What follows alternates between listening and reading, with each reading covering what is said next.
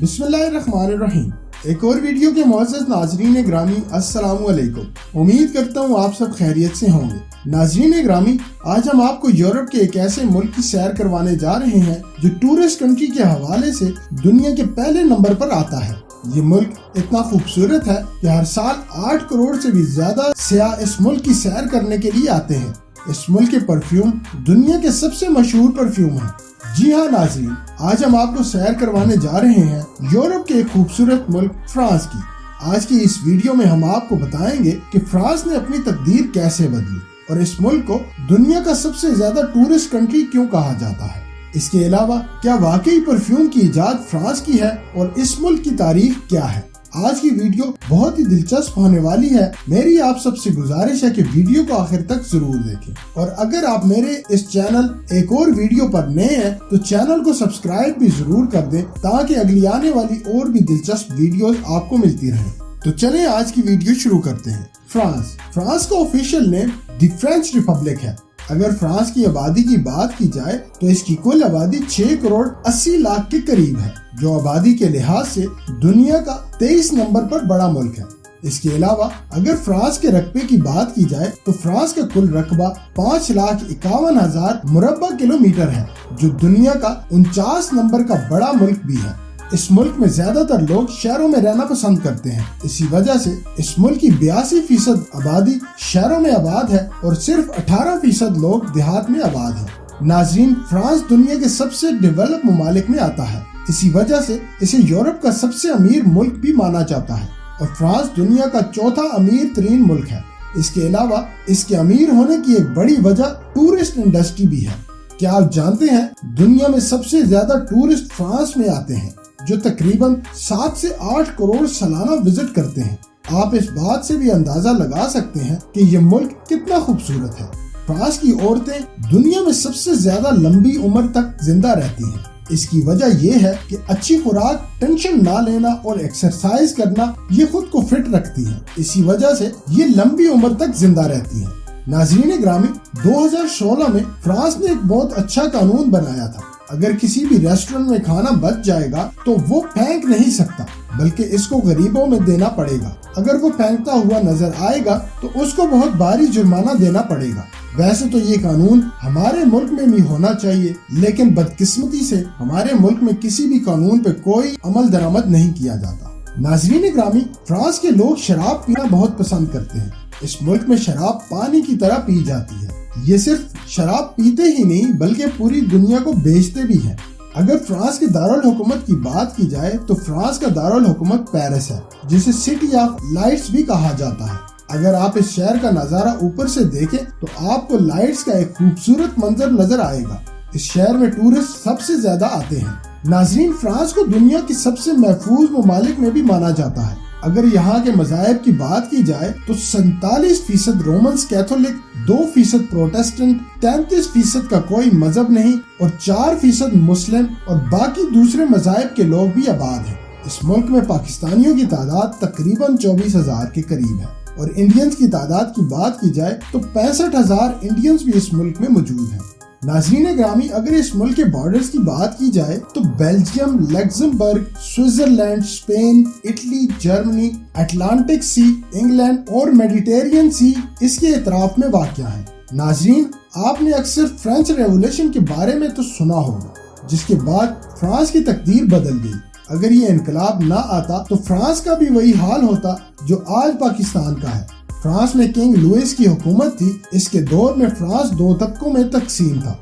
एक वो तबका जिसके लिए फ्रांस अय्याशी की जगह थी और ये चांदी की प्लेटों में खाना खाते थे और 200 एकड़ के घरों में रहते थे और इन पर टैक्स भी नहीं लगाया जाता था। और आपको सुनकर ये हैरत होगी कि इन लोगों को कानून ने 10 कत्ल भी माफ किए हुए थे, जबकि दूसरा तबका जरूरियात जिंदगी तक तरस रहा था। इनके पास ना तो 2 वक्त की रोटी थी और ना ही घर थे।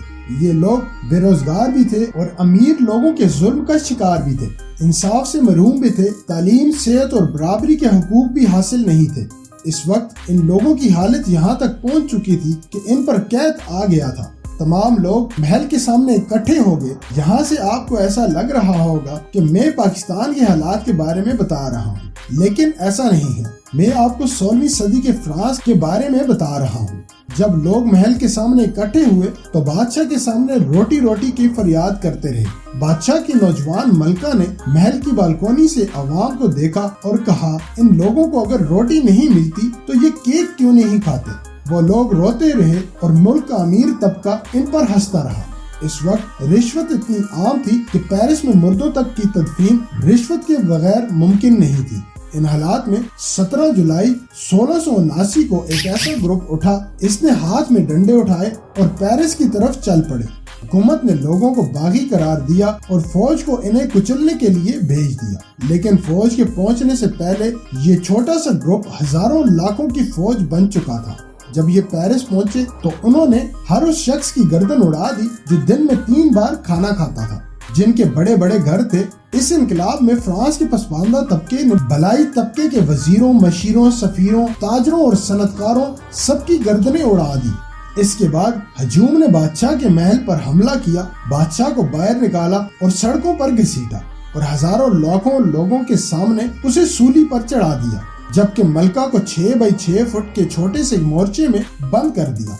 ये इनकलाब 1792 तक कायम रहा। इसके बाद फ्रांस से बादशाह हमेशा के लिए खत्म हो गई। इसे तारीख इनकलाब फ्रांस या फ्रेंच रेवोल्यूशन के नाम से भी जानती है।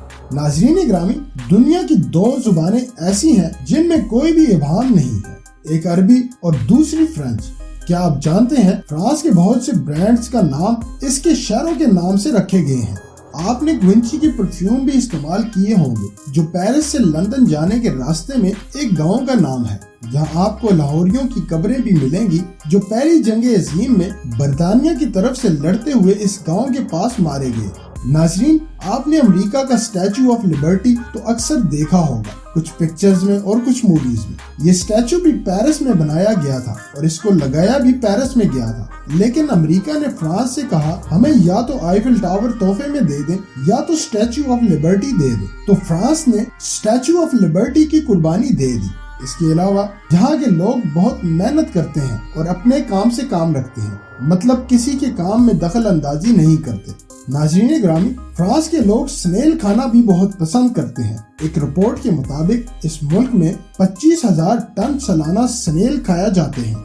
नाज़रीन, आज अगर परफ्यूम का कोई नाम ले तो हमारे दिमाग में सबसे पहला मुल्क फ्रांस आता है और आज पेरिस को खुशबू का शहर भी कहा जाता है। लेकिन ये परफ्यूम कब और क्यों इजाद हुआ, ये सब बहुत कम जानते हैं। 15वीं सदी ईस्वी में मुसलमानों के अलावा बाकी तमाम लोग सफाई का ख्याल नहीं रखते थे, यहाँ तक कि कई महीनों तक ये नहाते भी नहीं थे और ये हाल पूरे यूरोप का था। इन सब से बहुत बदबू आती थी, जबकि मुसलमान साफ सुथरे रहते थे। फ्रांस में यास्मीन के फूल बहुत ज्यादा उगते थे। फ्रांस के लोग इन फूलों को तोड़कर दूसरे ममालिक को बेचते थे। स्पेन में भी मुसलमानों की हुकूमत थी और मुसलमान खुशबू बनाना जानते थे। जब फ्रांस के लोगों ने कुर्तबा आकर मुसलमानों से इत्र जैसी खुशबू बनाना सीखी और अपने मुल्क में आकर फूलों से खुशबू तैयार करना शुरू कर दी, खुशबू बनाना भी मुसलमानों की इजाद है, जो बाद में फ्रांस के लोगों ने सीख कर दुनिया के सबसे बड़े खुशबू के ब्रांड बना लिए हैं और अरबों डॉलर कमा रहे हैं। इसके अलावा आज फ्रांस का लिटरेसी रेट 99% है।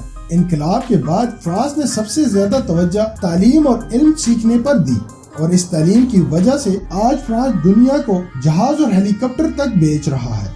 नाज़रीन, यहाँ आपको एक और हैरत कुन बात बताता चलूं। पेरिस शहर जैसा आपको खूबसूरत नजर आता है, लेकिन इसके नीचे एक पुरस्कार कब्रिस्तान भी मौजूद है, जहाँ 60 लाख लोगों की बाकियात दफन की गई हैं। हैरत की बात यह है कि यहाँ इतने ज्यादा लोग कैसे आए। इस कब्रिस्तान को कैटाकोम्ब ऑफ पेरिस का नाम दिया गया है। दोस्तों, रोमन एम्पायर के दौर में पेरिस एक छोटा सा कस्बा था जहाँ एक कब्रिस्तान मौजूद था। कई साल गुजरने के बाद ये कब्रिस्तान फैलता गया। 18वीं सदी ईस्वी में ये फैसला किया गया कि इस कब्रिस्तान को इकट्ठा किया जाए और एक जगह तमाम बाकियात को दफन किया जाए। इस वक्त की गवर्नमेंट ने टनल खोदकर 60 लाख लोगों की बाकियात पेरिस के नीचे दफन कर दी और इनकी हड्डियों को अलग अलग डिजाइन बनाकर रखा गया, जैसे कोई म्यूजियम हो। 1815 में इसे आम लोगों के लिए भी खोल दिया गया।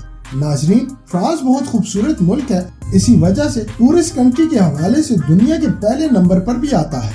चलें आपको दिखाते हैं कि ऐसा क्या है इस मुल्क में जो 8 करोड़ सियाह हर साल इस मुल्क में विजिट करने के लिए आते हैं।